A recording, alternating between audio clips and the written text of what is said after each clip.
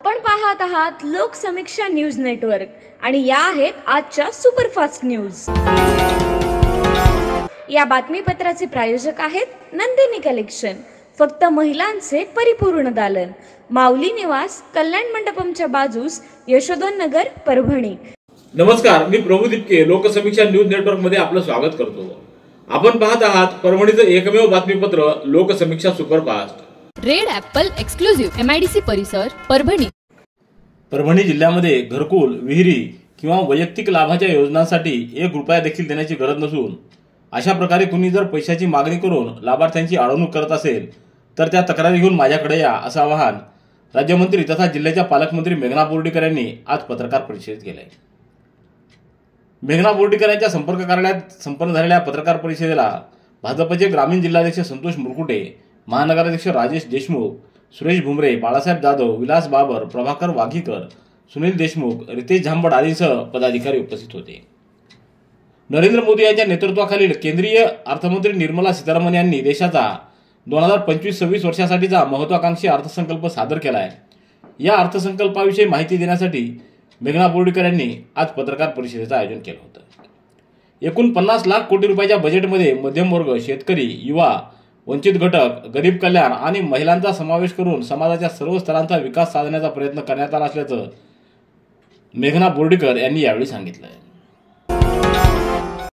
परभणी शहरातल्या प्रशासकीय इमारतीच्या संरक्षण भिंतीलगत रात्रीतून बेकायदेशीररित्या अतिक्रमण करण्याचा प्रयत्न परभणीतील जागरूक नागरिक सुभाष बाकळे यांनी समाज माध्यमावर याबाबत व्हिडिओ पोस्ट केला आणि तो मोठ्या प्रमाणात व्हायरल झाल्यानंतर महापालिका प्रशासनाला या प्रकाराची दखल घ्यावी लागली। त्यानंतर महापालिकेनं हे अतिक्रमण काढून टाकले। प्रशासकीय इमारतीसमोर यापूर्वी टपरीवजा एक छोटं दुकान सुरू करण्यात आलं होतं। त्या बाजूला एका रात्रीतच थेट रस्त्यालगत बेकायदेशीररित्या बांधकाम सुरू करत ही जागा हडपण्याचा प्रयत्न करण्यात आला।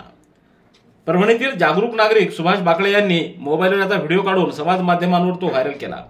तसंच महापालिका प्रशासनाला याला जाब देखील विचारला। त्यानंतर महापालिकेचे सहाय्यक आयुक्त यांनी नागरिकांच्या तक्रारी आणि भावनांची दखल घेत घटनास्थळी लगेच पथक पाठवून ते अतिक्रमण काढून टाकले।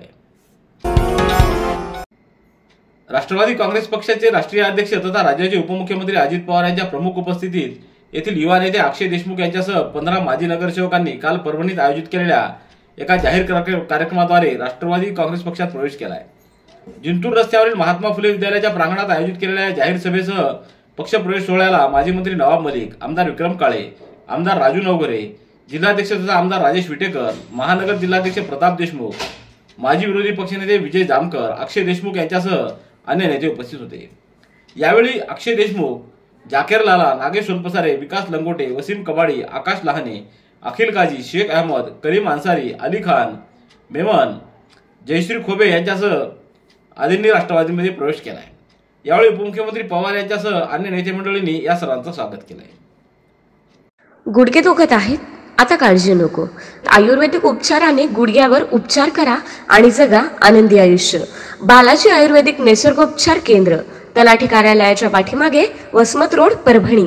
संपर्क डॉक्टर गोविंद कामटे, मोबाईल क्रमांक 9923300914।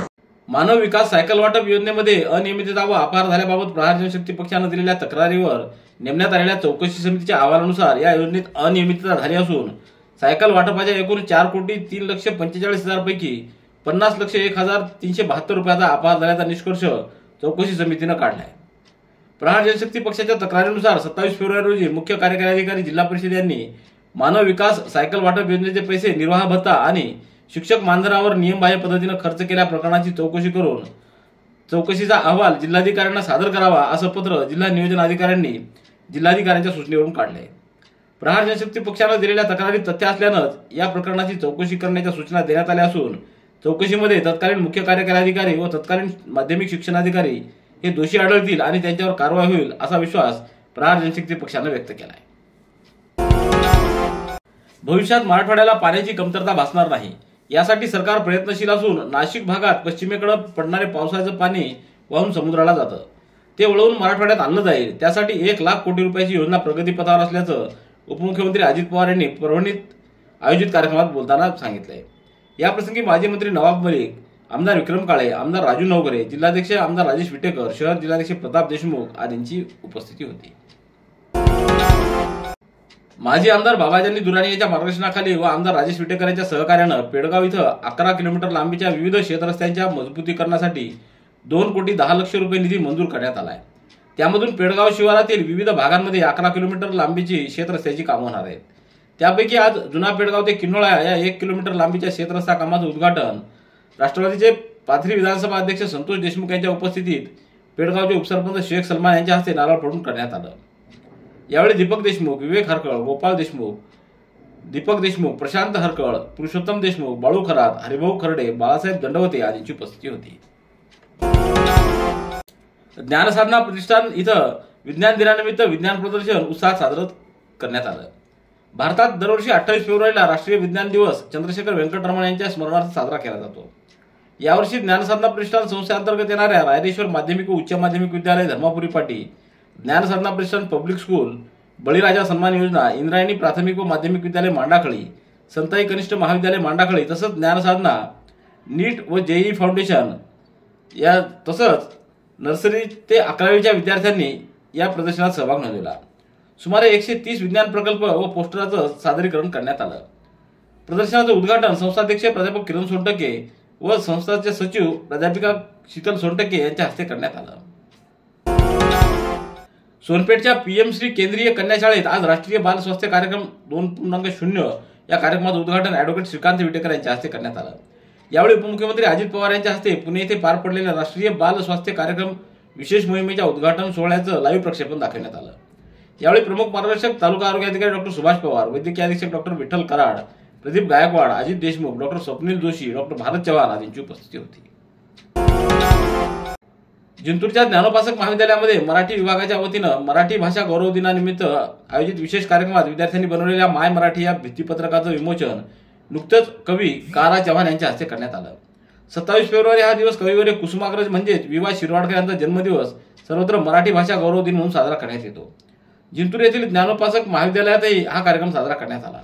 प्राचार्य डॉक्टर श्रीधर बोंबे, मुख्य संपादक धनश्री रोकडे संपादक असलेल्या या विशेषांकाचं विमोचन कारा चव्हाण यांच्या हस्ते करण्यात आलं.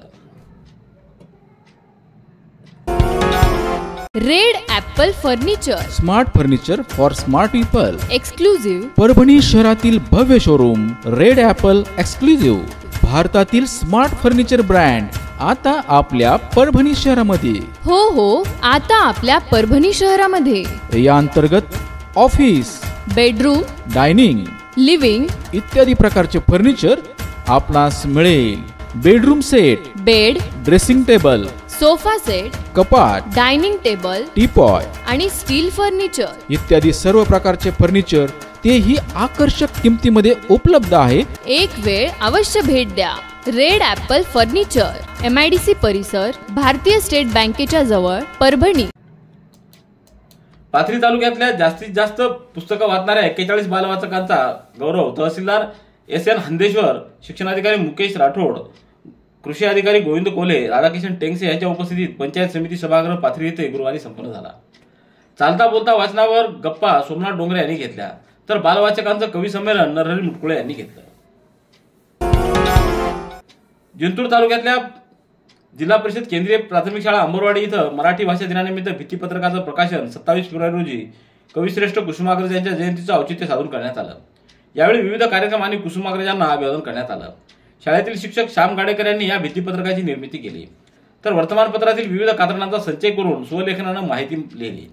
या भित्तीपत्रकात कवी श्रेष्ठ कुसुमाग्रज यांचा जीवन परिचय, साहित्य संपदा, कादंबरी, नाटक, कविता, सन्मानित पुरस्कार आदींचा उल्लेख करण्यात आला आहे. पाथरी विधानसभा मतदारसंघातील सिंचनाच्या विविध मुद्द्यांबाबत आमदार राजेश विटेकर यांनी मान्यवरांचं लक्ष वेधून मतदारसंघात न्याय देण्याची मागणी केली आहे.